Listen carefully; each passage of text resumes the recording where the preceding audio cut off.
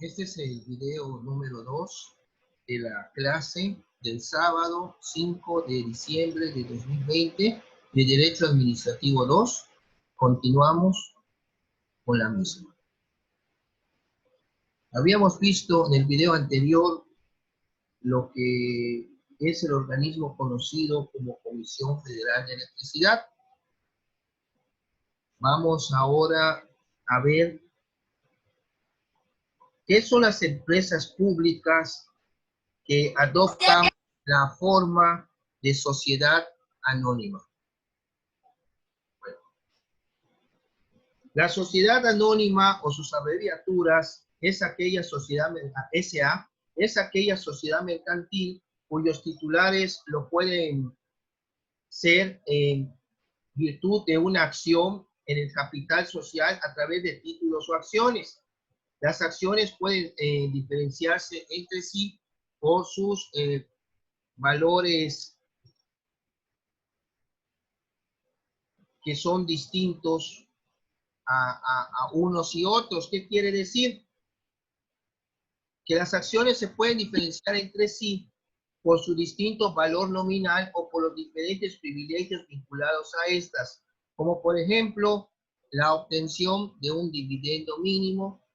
Las acciones no responden con su patrimonio personal de las deudas de la sociedad, sino únicamente hasta la cantidad máxima del capital aportado. En México, la sociedad anónima está regulada por la Ley General de Sociedades Mercantiles, publicadas en el Diario Oficial de la Federación el 4 de agosto del año de 1934. Las sociedades en México, además de estar denominadas por su origen, también deben mencionar la variabilidad de su capital. Por eso ven ustedes que en las sociedades anónimas suelen ser conocidas como SADCB, o sea, sociedades anónimas de capital variable. La denominación actual de empresa pública exige una previa tarea de depuración de la clasificación de los entes instrumentales vinculados a las administraciones públicas. De acuerdo con la normativa vigente, el sector público empresarial, integrado por las entidades públicas y empresariales, las sociedades mercantiles estatales y cualesquiera organismos y entidades de derecho público vinculados o dependientes a la Administración General del Estado, los consorcios y los fondos sin personalidad jurídica no incluidos en el sector público administrativo. O sea, todas estas son las figuras que comprenden la empresa pública. Tenemos también las sociedades mercantiles estatales. A esta categoría le es aplicable con más propiedad la denominación empresa pública, o sea, sociedades mercantiles estatales, también conocidas como empresa pública. En cuanto a que estas sociedades no son administración institucional, esto, digo, queda claro. Las sociedades mercantiles estatales, entendiendo por tales aquellas sobre las cuales se ejerce control estatal. Tenemos también las sociedades con forma de sociedad anónima, que tengan un capital en su totalidad de titularidad directa o indirecta de la Administración General del Estado o de sus organismos públicos.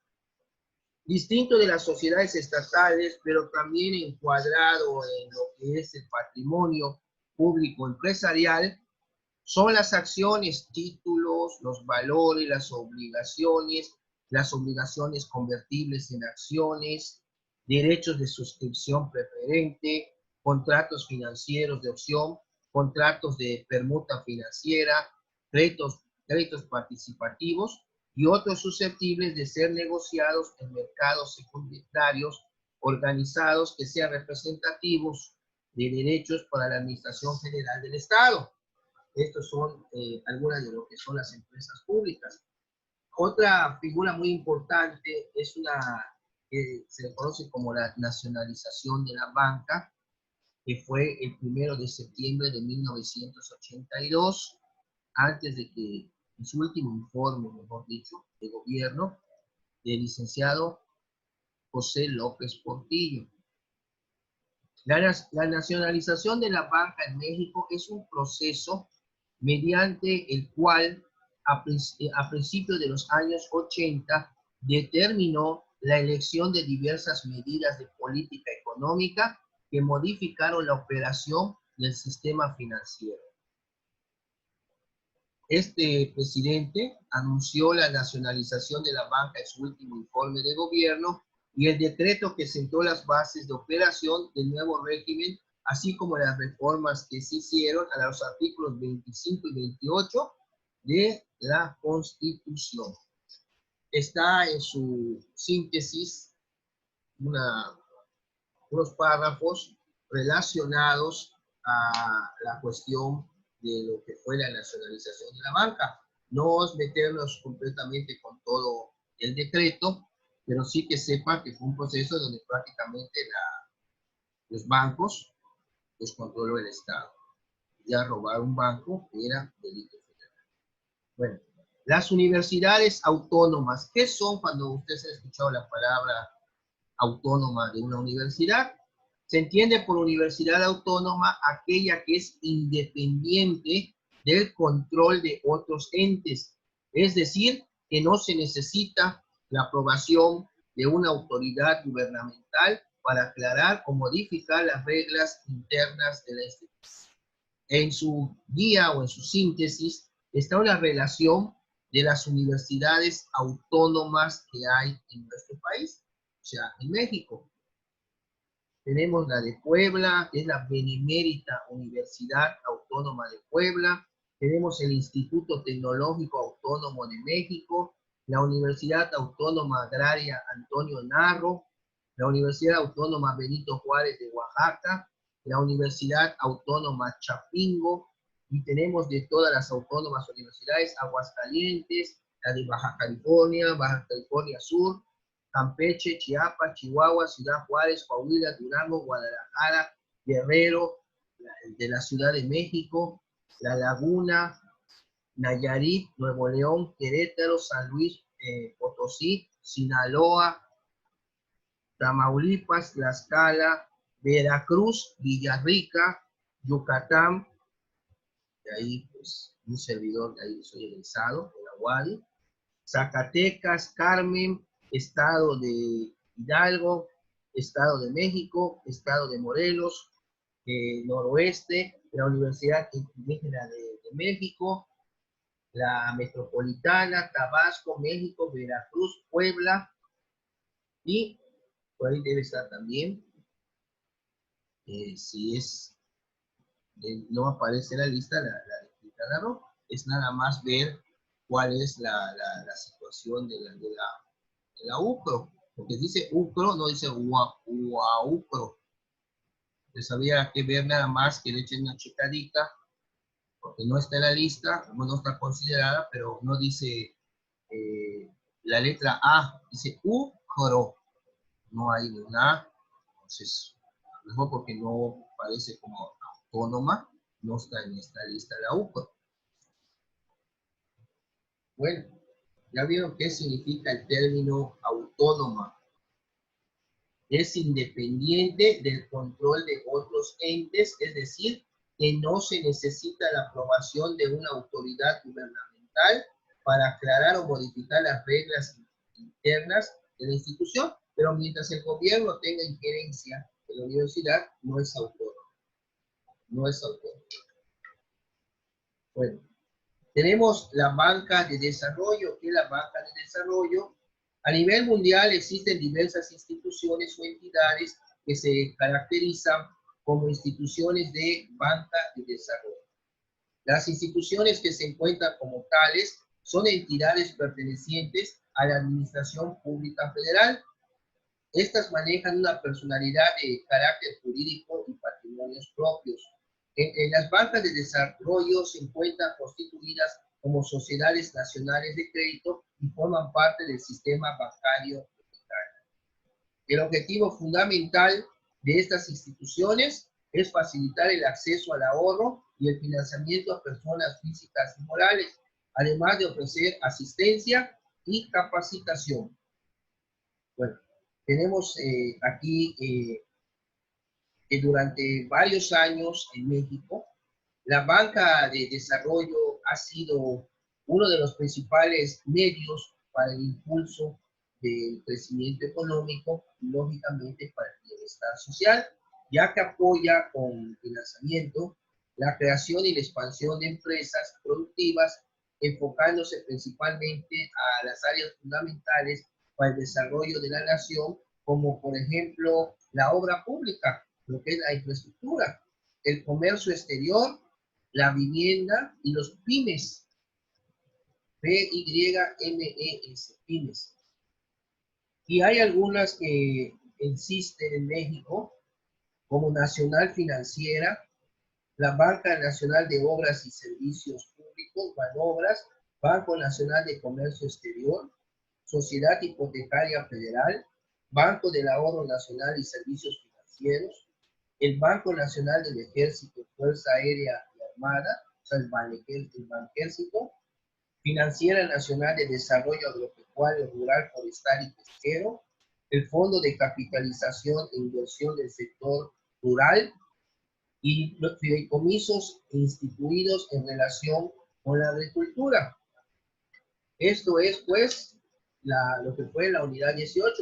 Pasamos a la unidad 19, las teorías que explican la naturaleza jurídica del acto por el cual el individuo presta sus servicios al Estado. Según el servicio que brinda la persona humana al Estado, ¿qué naturaleza tiene ese acto? Tenemos primero las teorías civilistas, que son herederas pues, de un añejo concepto, consistentes en que la prestación de un trabajo asalariado tiene su origen en la libre manifestación de la voluntad por el prestador y el prestatario, o sea, trabajador y patrón, quienes en igualdad de circunstancias convienen las condiciones para desempeñar el servicio. Estas teorías sostienen que a partir de un acto de naturaleza contractual, el Estado tiene la fuerza de trabajo necesaria para cumplir sus atribuciones.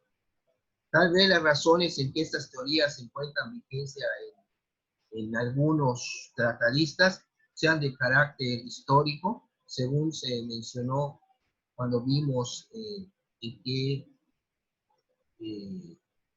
la rama bueno, el derecho burocrático, si la relación del trabajador está con el Estado, si se dependía del derecho del trabajo, del derecho administrativo, o era una rama autónoma. Bueno, aquí esta primera postura de las teorías que explican la naturaleza jurídica del acto por el cual el individuo presta sus servicios al Estado, estas son las teorías civilistas. Tenemos también otra teoría muy importante, que es la teoría del acto unilateral del Estado.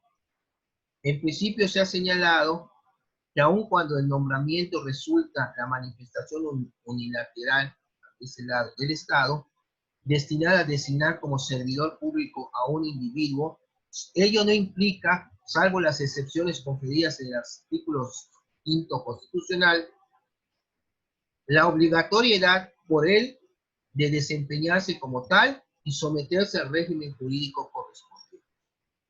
Para que eso suceda, debe contarse con la libre aceptación del designado y, una vez expresada, surtirá los efectos marcados en la ley respecto de las facultades conferidas para su cargo, así como por lo que se refiere a los derechos y a las obligaciones laborales asumidas frente al Estado. Es parecido a la de la teoría anterior, que tiene que haber una libre manifestación de la voluntad de la persona, o sea, el querer trabajar para el Estado, lógicamente. Si te dan un nombramiento, como aquí se está mencionando, que el nombramiento es un acto unilateral del Estado, un acto administrativo por el cual te está dando nombramiento para que trabajes y te vas a desempeñar de acuerdo a ese nombramiento.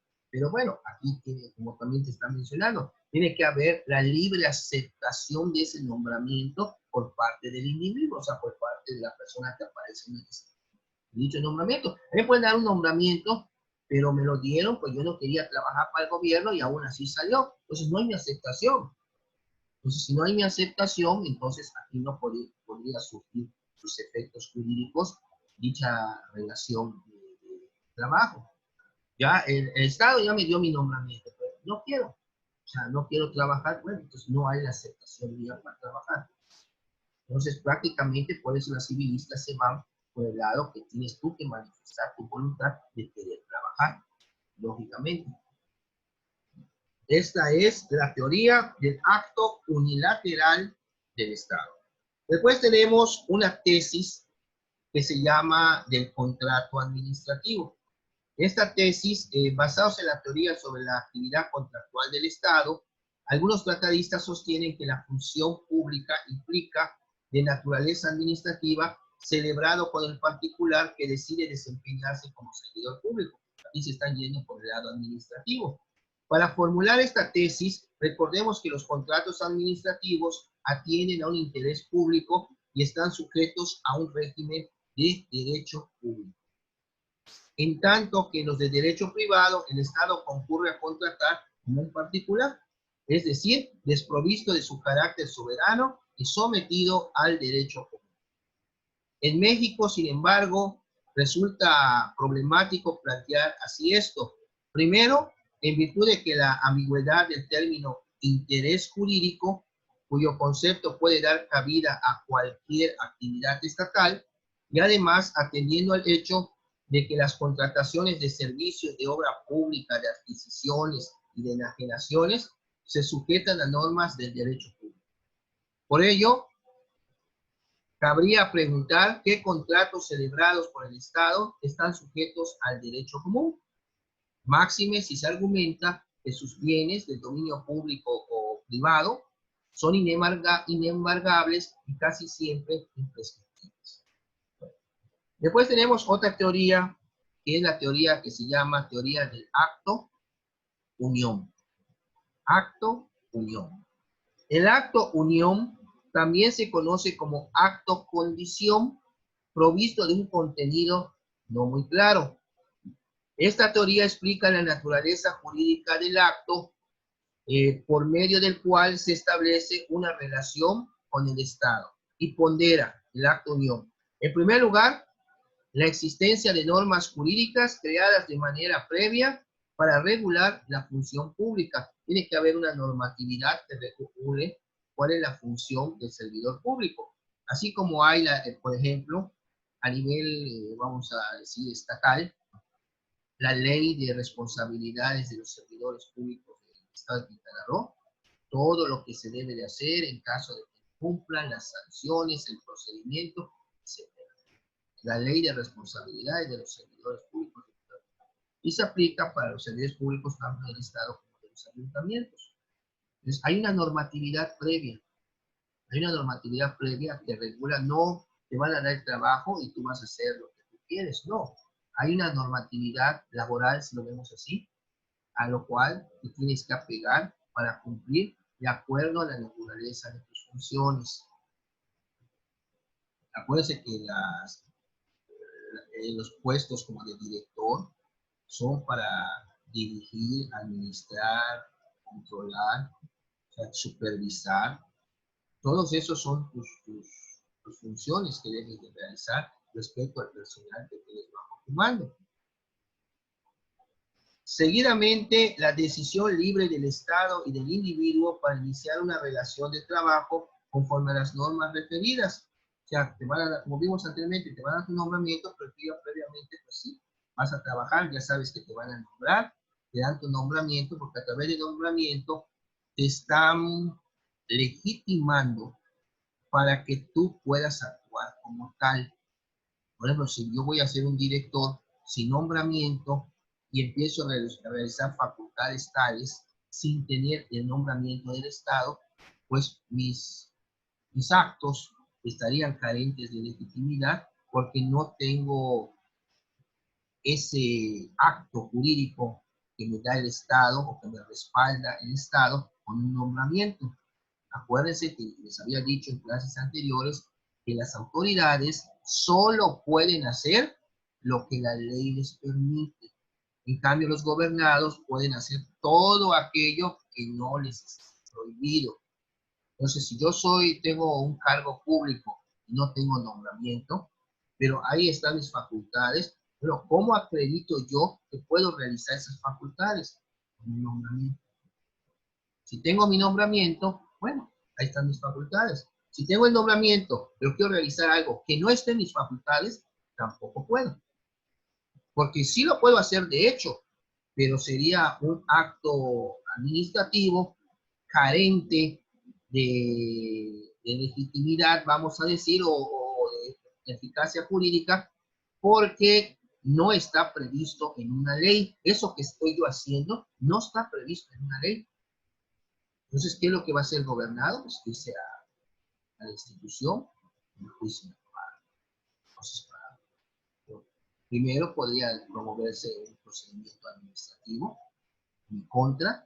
Acuérdense que en amparo, creo que ya lo están viendo, hay un principio que se llama de definitividad jurídica, que hay que agotar todos los medios, recursos ordinarios que la ley nos da antes de ir al juicio de amparo. Es uno de los 7 principios del juicio de amparo, principio de definitividad jurídica. Bueno, si brincas, lo que va a decirte el juez de amparo, el juez federal, que debiste haber primero agotado, vamos a poner el procedimiento administrativo tu gobernado antes de irte al amparo, por principio de definitividad. Está muy bonito el juicio de amparo y es una materia muy práctica, porque sin este juicio, no sé qué sería, que nosotros estaremos a merced y hasta de actos arbitrarios por parte de las autoridades. Este juicio de amparo primeramente apareció cuando Yucatán era una capitanía. Estamos hablando de la Constitución yucateca 1841. No se aplicaba a nivel federal. Ya de 1841, la Constitución Federal que siguió, porque regía la de 36, la centralista, que fue la segunda, si lo ven decir, la segunda Constitución Federal. Entonces, hasta 1857, cuando salió esta Constitución del 57, que era muy radical, golpeaba mucho a la Iglesia respecto a que le quitó muchas funciones que le competían al Estado. Bueno, ahí ya se empezó a prever el juicio de amparo a nivel federal. Ya ha habido también un desacuerdo, yo no me llamo desacuerdo porque está muy claro. En aquel entonces Campeche no existía. Campeche fue creado en 1862, 1863, el estado de Campeche, cuando se cercenaron a Yucatán, el primer territorio para crear. Entonces dice, no, es que el juicio de amparo lo creó un campechano.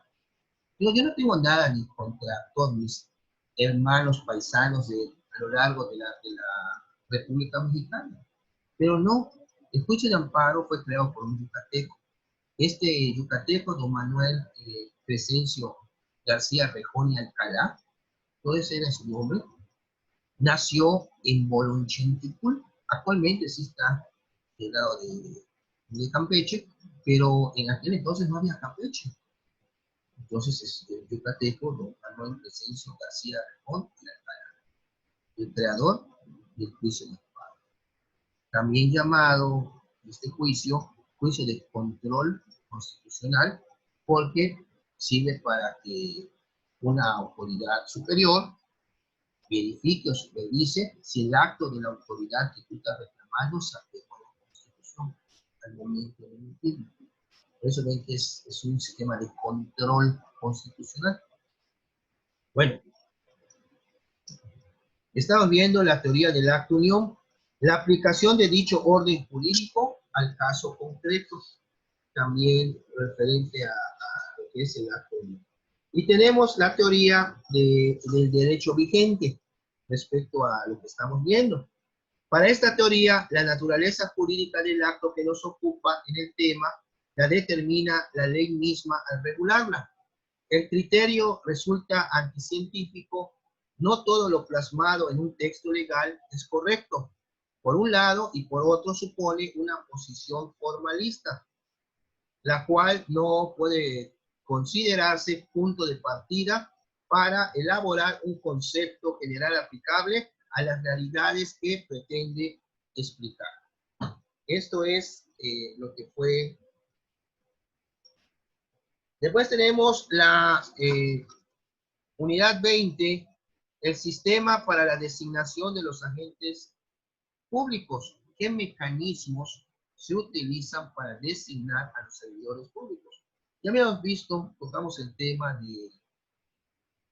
del sufragio universal, el voto, cuando son elegidos por voto popular, por elección popular, pero hay otros que son designados por el Estado. Estamos hablando de los nombramientos.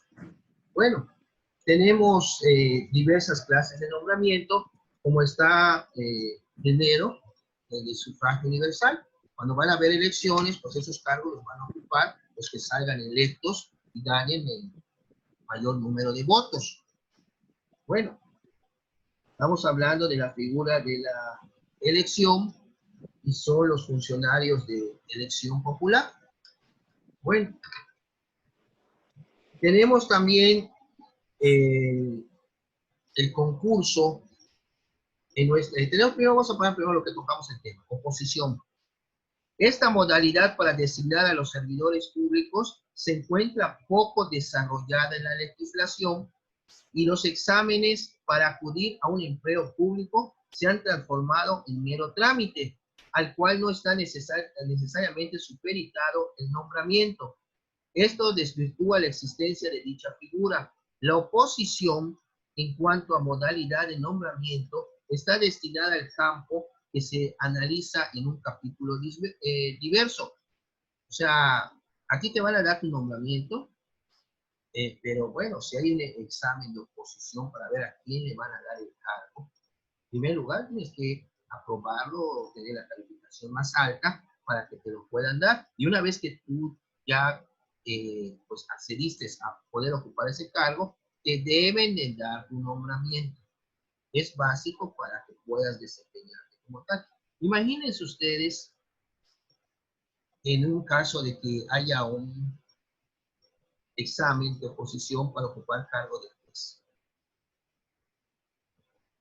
Cumplen los requisitos todos los que van a entrar al examen, pero bueno, ya en los exámenes práctico y de conocimientos sale una persona que pues, a él se le debe de dar el cargo y se lo dan.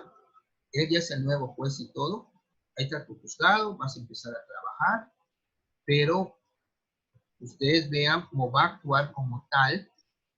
Bueno, sí, ya aprobaste este cargo desde el punto de vista administrativo, pero desde el punto de vista jurídico, necesitas tu nombramiento porque vas a estar firmando como juez.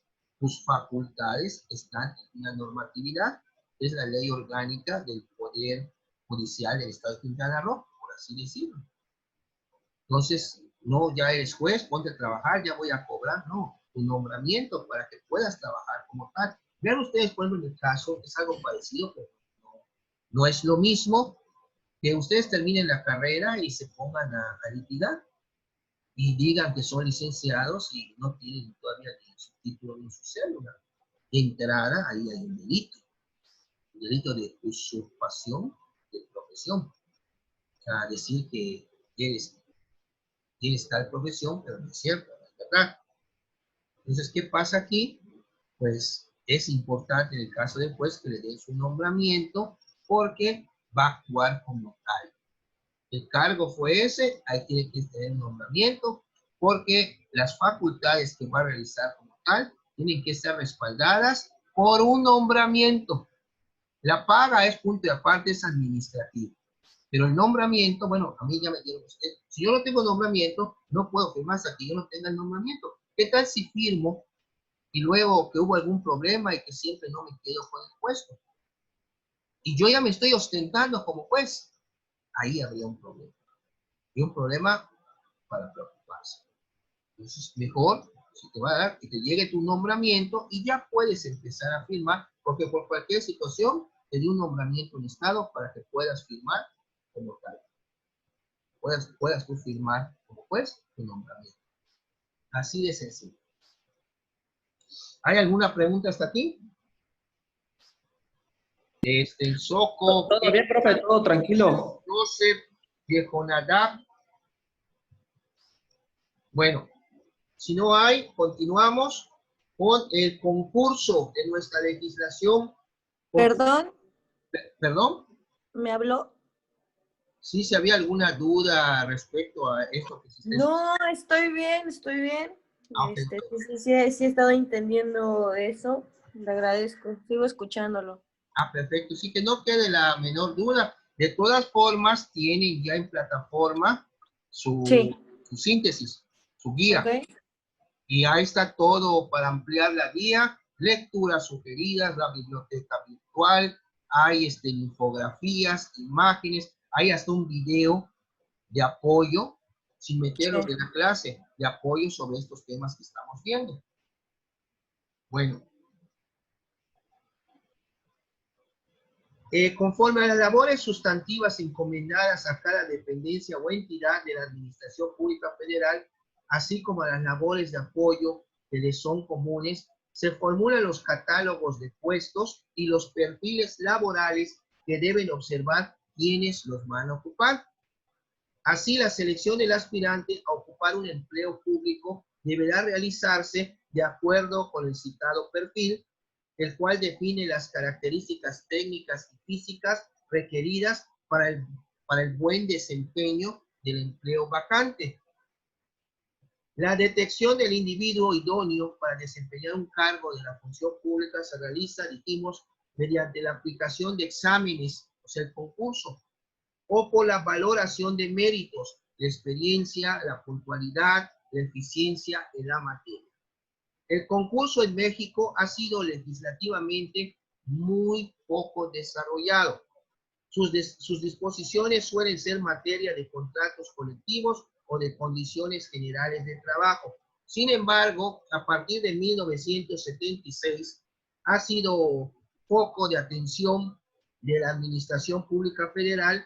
Ello ha expresado en esfuerzos por establecer un sistema de administración y desarrollo de personal que garantice el honesto y eficiente desempeño de las obligaciones derivadas de la función pública, a la par de que haga efectivo los derechos que tienen sus servidores frente al Estado. Desde eso, como les digo, para que les den hasta un cargo, un puesto de una persona, también se toma en cuenta la formación profesional o técnica, o sea, su preparación. Lógicamente que se tiene que inclinar más en una persona más preparada que el otro, pero les vuelvo a recomendar, es decir, aquí el peso que puede tener el padrino político, olvídense. No puede ser, por ejemplo, un ingeniero físico nuclear que a ti te debe contar, pero si uno es recomendado, en México así se las gastan con los puestos.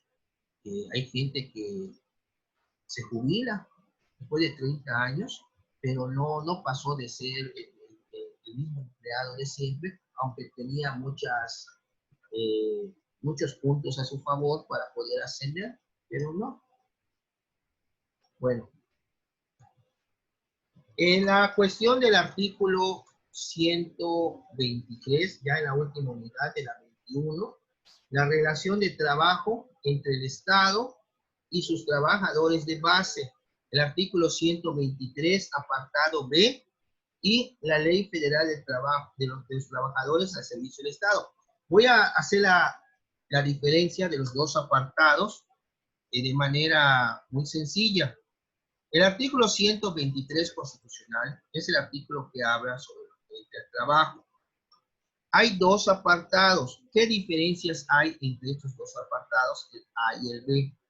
El apartado A, ¿a qué se va a referir? Se aplica en este apartado A la Ley Federal del Trabajo, la autoridad competente para conocer los asuntos de problemas laborales son las juntas de conciliación y arbitraje. Las prestaciones de seguridad social están a cargo del Instituto Mexicano del Seguro Social, o sea, del IMSS, y del Instituto del Fondo Nacional de la Vivienda para los Trabajadores. Estamos hablando del Infonavit. Si se dan cuenta, ahí no están metiendo ningún trabajador relacionado con el Estado. Ahora vámonos al apartado B. El apartado B se aplica la ley de los trabajadores al servicio de los gobiernos federal, estatal y municipal. La autoridad que resuelve los problemas laborales es el Tribunal de Arbitraje Federal o Estatal. El ISSSTE y el Fondo de Vivienda del Instituto de Seguridad y Servicios Sociales de los Trabajadores del Estado, o sea, el FOBISSSTE, son los organismos encargados de brindar las prestaciones de seguridad social a estos trabajadores. Estamos viendo que apartado B se refiere a la cuestión de los trabajadores al servicio del gobierno, del Estado. Apartado B, y cuáles son los organismos de seguridad social que les van a brindar esos servicios. Por un lado está en el apartado A el IMSS y el Infonavit. Y por el otro lado está el ISSSTE y está el FOBISSSTE. Esta es la diferencia entre el apartado A y el apartado B del artículo 123 constitucional. Hay un video también donde una licenciada lo explica más a detalle. Lo pueden ustedes ver, está en plataforma, para efecto de que se haga más entendible y se profundice más sobre este artículo 123.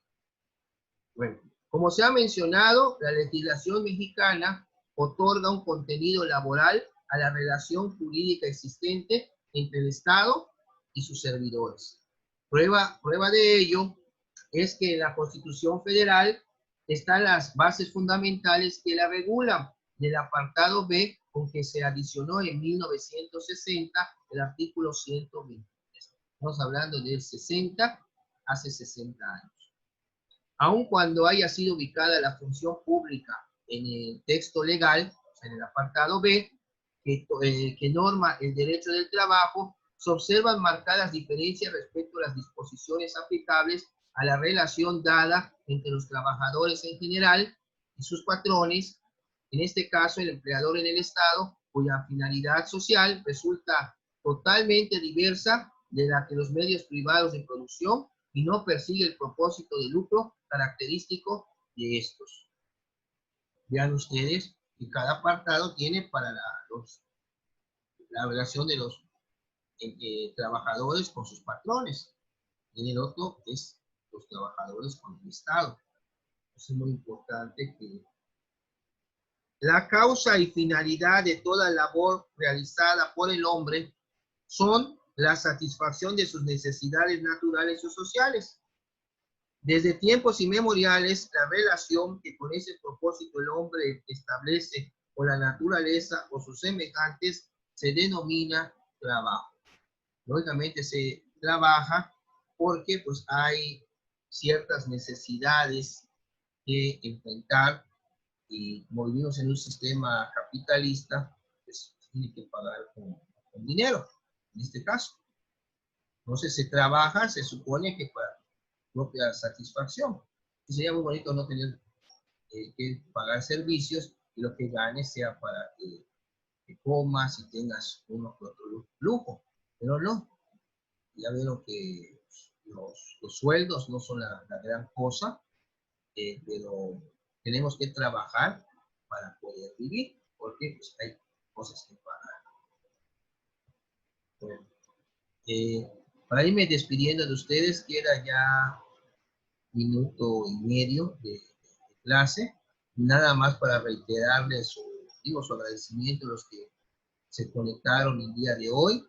Ya al principio del video ya está cierta información, avisos respecto a la cuarta y quinta semana. El cuestionario de esta semana ya está en plataforma, solo que no se entrega el sábado. Se entrega el viernes 11 de diciembre a las 23:59 horas. Esa es la actividad con la que cerraremos la cuarta.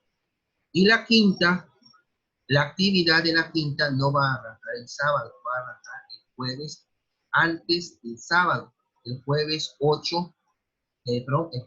10, el jueves 10 de diciembre va a estar, se abre en plataforma y lo tienen que entregar el viernes antes de las 23:59 horas en la actividad de la quinta semana. Y la quinta semana solo va a ser el examen 1 hora, de 10 a 11, pero entramos a clase de 9 a 10. Que tengan un excelente sábado y muy buenos días. Que estén bien. Vale, profe, nos vemos. Cuídese. Bye, profe. Bye, bye.